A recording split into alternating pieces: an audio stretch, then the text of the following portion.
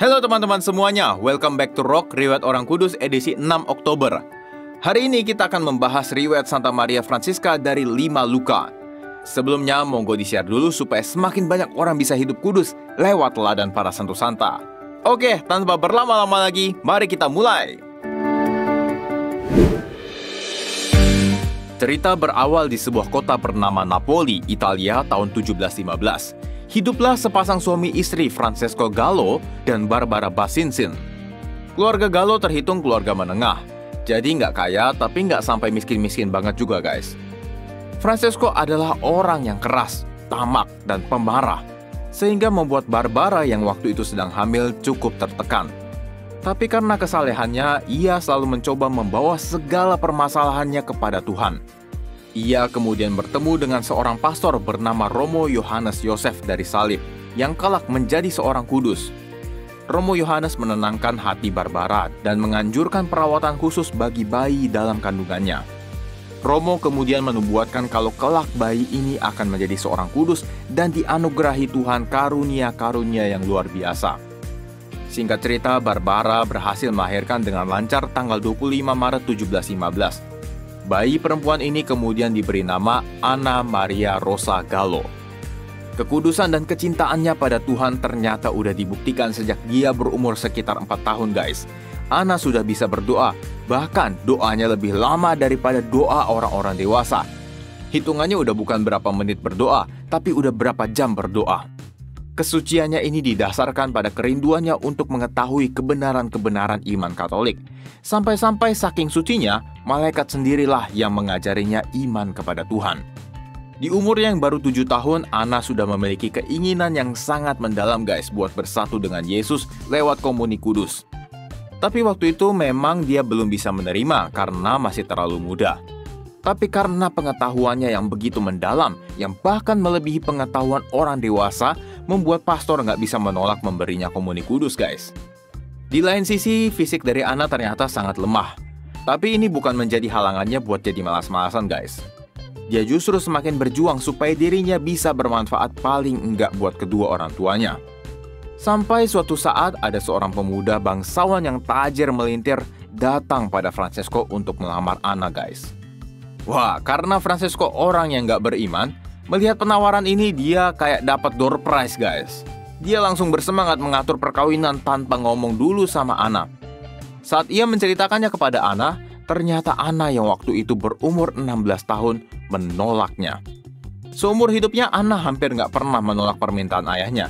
Tapi kali ini dia harus menolak karena dia berniat untuk hidup suci dan mempertunangkan diri hanya dengan Yesus. Ia sekaligus meminta izin kepada Francesco untuk menjadi seorang tertiaris Fransiskan atau anggota Ordo ketiga Fransiskan. Penolakan Anna membuat Francesco yang udah happy banget jadi ngamuk sengamuk-ngamuknya guys. Amarahnya dia lampiaskan dengan mencambuk Anna yang lemah itu sampai-sampai Barbara harus melerai keduanya. Anna pun dikurung di sebuah kamar dan hanya diberi roti serta air sebagai makanannya setiap hari. Gak ada orang yang diizinkan buat menjenguknya. Nah, kerennya di sini guys. Anna bukannya merasa sedih atau kecewa berlebihan. Dia justru merasa beruntung bisa mempersembahkan pencobaan pertamanya di dunia untuk tetap setia kepada Yesus. Akhirnya dengan bantuan dari seorang romo bernama Theophilus, Francesco kemudian menyadari kalau dia salah dan memberi izin kepada Anna untuk mengenakan jubah tertiaris.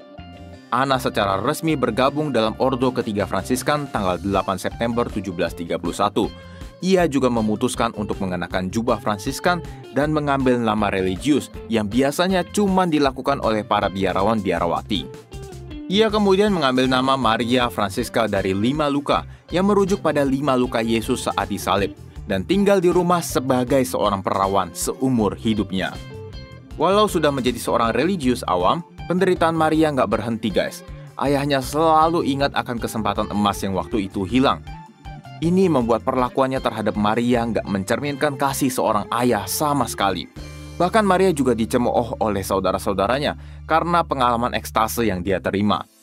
Oh ya, jadi ekstase itu adalah keadaan di luar kesadaran diri yang bisa dicapai saat berdoa atau bermeditasi dengan keras. Saudara-saudaranya menganggap dia menipu dan berbohong Padahal dia hanya ingin menceritakan pengalamannya berkomunikasi dengan Tuhan, guys. Akhirnya satu-satunya penghiburannya hanyalah luka-luka Kristus. Kristus sudah terlebih dahulu menderita demi Maria dan seluruh dunia. Oleh karena itu ia menganggap penderitaannya ini bukanlah apa-apa bila dibandingkan dengan penderitaan Kristus. Suatu waktu ayahnya sedang dalam sakratul maut dan hampir mati.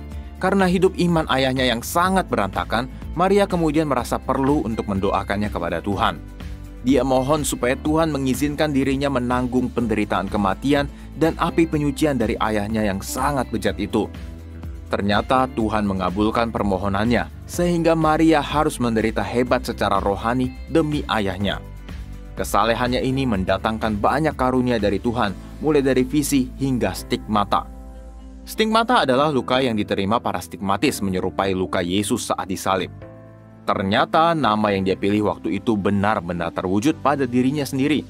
Dia memperoleh stigmata yang membuat tangannya penuh luka, sehingga dia harus memakai sarung tangan saat bekerja. Visi yang dia peroleh juga berbagai macam, guys. Dia pernah menubuatkan dua hal besar. Pertama adalah revolusi Prancis yang meletus tahun 1789 yang membawa penganiayaan hebat kepada gereja Katolik. Kedua adalah visi ketika Paus Pius ke-6 dimahkotai tahun 1775. Ia ternyata melihatnya dimahkotai duri.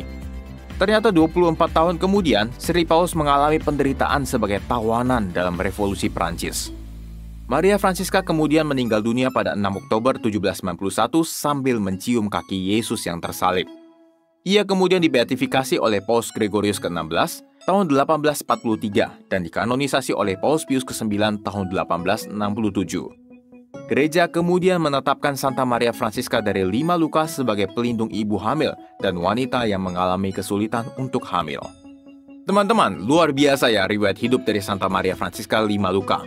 Nah, mungkin kita bisa belajar bukan dari beliau aja, tapi juga dari apa yang orang tuanya lakukan. Ini bukan berarti apa yang dilakukan ayahnya benar ya guys. Tapi kita bisa belajar supaya ketika kita menjadi orang tua, jangan sampai seperti Francesco yang egois. Oh, enggak kok. Ya kan sekarang udah nggak ada jodoh-jodohan gitu. Eits, siapa bilang? Masih ada aja guys perjodohan, ataupun perjodohan dalam tanda petik. Perjodohan dalam arti harafiah itu masih ada guys sekarang ini, walau mungkin ya sangat jarang. Nah, kalau perjodohan dalam tanda petik, rasanya sih masih banyak ya. Maksudnya apa sih perjodohan dalam tanda petik?